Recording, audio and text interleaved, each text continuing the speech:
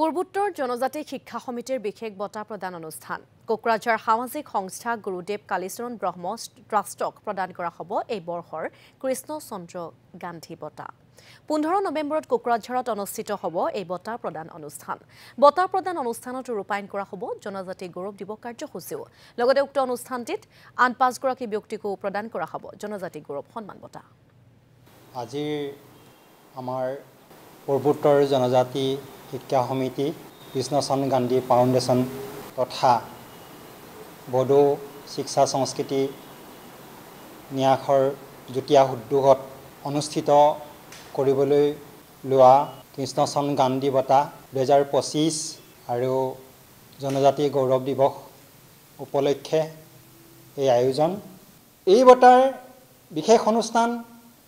2025 চনৰ এই বৰ্ষৰ 15 নৱেম্বৰ তাৰিখে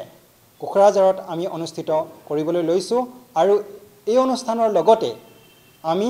জনজাতি গৌৰৱ দিৱসো উদযাপন কৰিবলৈ লৈছোঁ এইবাৰ আমি গুৰু কালীচৰণ ব্ৰহ্ম ট্ৰাষ্টক এই বঁটা আমি প্ৰদান কৰিবলৈ লৈছোঁ